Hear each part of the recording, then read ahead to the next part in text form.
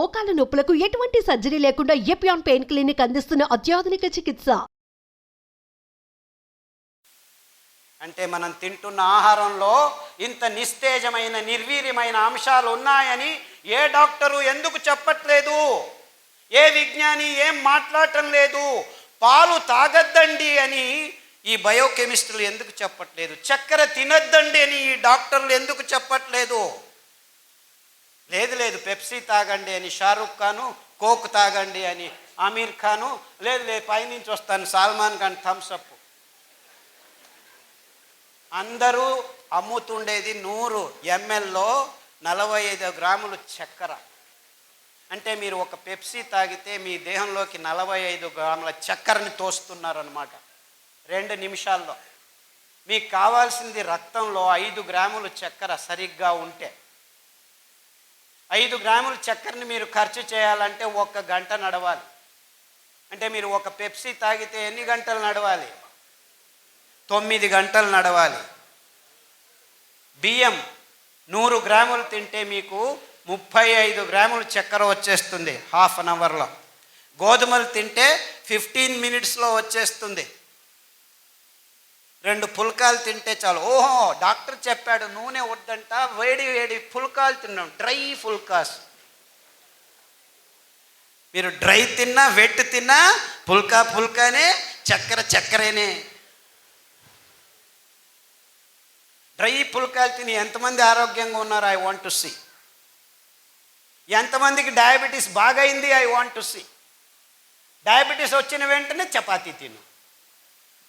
ఉత్తర భారతదేశంలో అందరూ చపాతీలే తింటున్నారు, మనకంటే ఎక్కువ రోగం ఉంది అని ఎవరూ అడగట్లేదు.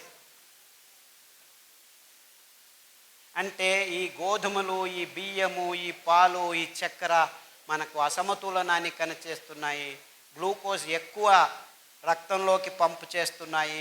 15-20 నిమిషాల్లోనే ఇంతింత గ్లూకోజ్ పోతుంది. మన దేహంలో రక్తంలో ఉండాల్సింది 5 గ్రాముల కంటే ఎక్కువ ఉంటే అసమతులనం. ఎక్కువైతే విషం కూడా, అమృతం కూడా విషం. నాకు దిక్కు తెలుతోంది. ఎక్కువైతే అమృతం, గ్లూకోజ్ కావాలి.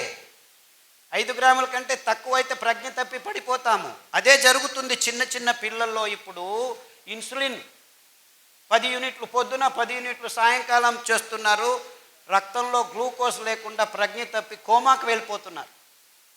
ఇదంతా ఏం పారగలేదు, బాగలేదు, మేము హైటెక్ చిప్పు రెడీ చేశాము, ఎంత గ్లూకోజ్ కావాలో అంత గ్లూకోజ్ను లోపలికి తీసుకెళ్లే ఇన్సులిన్ను మాత్రమే రిలీజ్ చేస్తుంది, తొడలో పెడతాము, వారం వచ్చి కియోస్క్లో కూర్చొని మొబైల్ లాగా ఛార్జ్ చేసుకుని ఇన్సులిన్ మొబైల్ లాగా ఛార్జ్ కూర్చోవాలి. 3 గంటలు కూర్చుంటే ఇన్సులిన్ లోపల పోతుంది. తర్వాత 1 వారం తిరగచ్చు, మళ్ళా కూర్చోవాలి, మొబైల్ లాగా ఛార్జ్ చేస్తుంది. ఆ చిప్పు పెట్టేదానికి 3 లక్షలు, ప్రతిసారి ఛార్జ్ చేసేదానికి 3,000. ఇది అరే ఎందుకు ఆ చిన్న పిల్లవాడికి గ్లూకోజ్ ఎక్కువ అవుతుంది రక్తంలో? ఈ బిస్కెట్లు, ఈ చాక్లెట్లు, ఈ కేకులు, ఈ కొవ్వు పదార్థాలు, ఆ డాల్డా, ఈ మాంసము తయారైన తర్వాత తిన్న తర్వాత మిగిలిన మాంసాన్ని పారేస్తే డబ్బులు ఖర్చు అవుతాయని దాన్ని బాగా పెద్ద ఇలాంటి పెద్ద హాల్ అంతా వ్యాట్స్లో, స్టీల్ పాత్రలో వేసి కుదిస్తే పైకి తేలుతుంది కొవ్వు. ఆ కొవ్వే డాల్డా. తెచ్చి ప్రతి ఒక్క చిన్న ఊర్లలో బేకరీలకు ఇస్తున్నారు. బిస్కెట్లు, కేకులు. సార్ మేము బ్రాహ్మణులము, మాంసం తినము, అయినా క్యాన్సర్ వచ్చింది. ఎందుకు వచ్చింది? పొద్దున్న లేస్తే కాఫీలో బిస్కెట్ అద్దుకొని తింటున్నావు, రస్క్ అద్దుకొని తింటున్నావు. ఆ రస్క్లో 100కి 40 గ్రాములు ఈ డాల్డా ఉంది. ఆ డాల్డా ఎక్కడి నుంచి వచ్చింది? ఈ రీతి తయారు చేసిన కోళ్ళ మాంసం నుంచి, పందుల మాంసం నుంచి, ఆవుల మాంసం నుంచి, రోగ నిరోధక శక్తి లేని ఆ పందుల నుంచి, ఆవుల నుంచి, కోళ్ళ నుంచి వచ్చిన కొవ్వులో వైరస్లు ఉన్నాయి, కెమికల్స్ ఉన్నాయి. అవి తినటం వల్ల నీ దేహంలో క్యాన్సర్ చోటు చేసుకుంటుంది. ఈ సోయాబీను, ఈ మొక్కజొన్నలను కలిపి తయారు చేసిన పశుగ్రాసాన్ని తినటం వల్ల దానిలకు రోగం వచ్చింది, దానిలను తిని నీకు రోగం వస్తుందని ఎవ్వరూ చెప్పట్లేదు. అందుకే క్యాన్సర్ గడ్డలు చిన్న చిన్న పిల్లల్లో, ఎముకల మీద, రక్తంలో, గర్భకోశంలో, మెదుళ్లలో ఇలా 15 రకాల క్యాన్సర్లకి మేము ఆహారము, కషాయాలను తయారు చేసి లిస్ట్ రెడీ చేశాము. చాలామందికి బాగా అయిన తర్వాత 14 ఆ పుస్తకంలో అన్ని లిస్ట్ చేసి ఏ క్యాన్సర్కి ఏ ఆహారం, ఏ కషాయం ఉదయం, ఏ కషాయం మధ్యాహ్నం తాగాలి అని వివరంగా రాసి పెట్టాము. ఆ పుస్తకాన్ని చూసుకొని బాగు చేసుకున్నామని ఫోన్ చేసేవాళ్ళు ఇప్పుడు దుబాయ్, కువైట్, అమెరికా, న్యూజిలాండ్ నుంచి నాకు ఫోన్ చేస్తున్నారు. సార్ మాకు ఇది బాగా అయింది, మాకు కషాయాలు దొరకట్లేదు, ఎండిపోయిన ఆకుల్ని కషాయాలుగా తాగవచ్చా? మా అమ్మా నాన్న వాళ్ళు దాన్ని ఎండబెట్టి పొడి పంపిస్తారంట. లేదు బాబు, మీ దేశంలోనూ కొన్ని కషాయాలు చెప్తాను, మీ దేశంలో దొరుకుతున్న ఆకుల్ని పేర్లు రాసి పంపించు అని చెప్తే మాకు డిల్ వీడ్ దొరుకుతుంది, మాకు పార్స్లీ దొరుకుతుంది, మాకు పైన్ ఆకులు దొరుకుతాయి, మాకు మేపుల్ ఆకులు దొరుకుతాయి అని చెప్తే మీరు కూడాను మింట్ లీఫ్, మింట్ అంటే పుదీనా, బేసిల్ అంటే తులసి, మన దేశంలో తులసిలాగే అక్కడను బేసిల్ అని ఉంటుంది. డిల్వీడ్ అంటే సబ్బకి ఆకు, శతపుష్పి అంటారు. దాన్ని తాగండి కషాయాలుగా. పైన్ లీవ్స్ అని మనకు ఈ రావి చెట్లు, అక్కడ పైన్ చెట్లు ఎక్కడంటే అక్కడ పెరుగుతుంటాయి.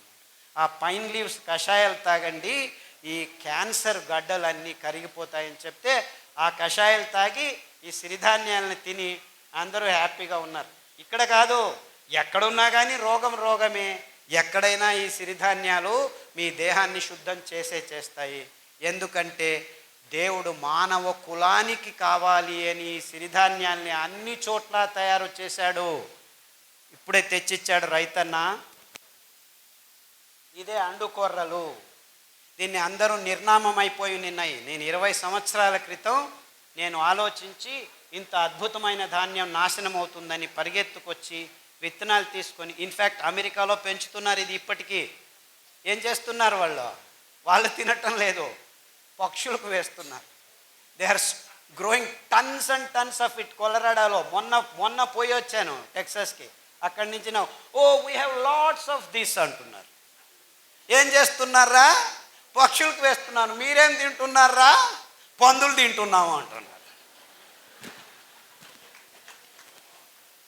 పందులు తిని రోగాలు వస్తున్నాయి. ఎన్ని రోగాలంటే పార్కిన్సన్స్ అంట పేరు.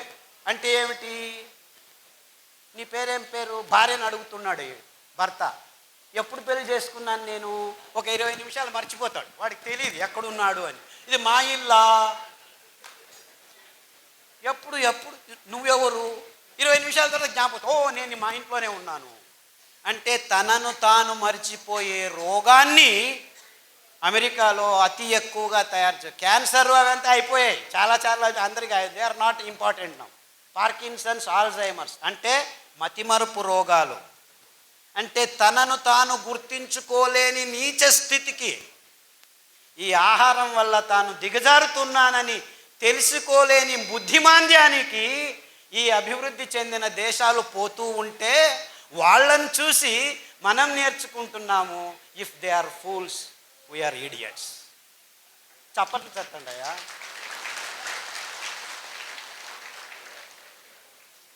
మనం చేయాల్సింది ఇంతే.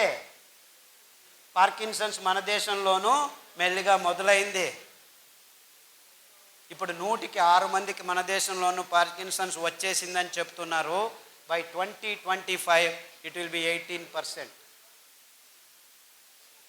ఇలా భయంకరమైన గణాంకాలు దొరుకుతున్నా కానీ నిమ్మకు నీరెత్తినట్టు కూర్చున్నాం మనం.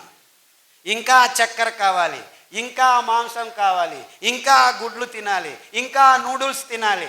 అమ్మ అవసరం లేదు, నాన్న అవసరం లేదు, 2 నిమిషాలు నూడిల్స్ అని చెప్తే అందరూ వెళ్ళి ఆబగా పిల్లలకి ఏమిటి మేమే తింటామని వాళ్ళకు పెట్టకుండా మనమే తింటున్నాం. ఎందుకు? వంట చేసే తప్పుతుంది అంటే ఇంట్లో వంట చేయటం మీరు చేయకండి, అన్నీ మేమే చేసిస్తాం, మీ వంటగదులు ఎందుకు, వంటగదులు అవసరం లేదు అని. ఇప్పుడు బెంగళూరులో ముందు 2 బెడ్రూమ్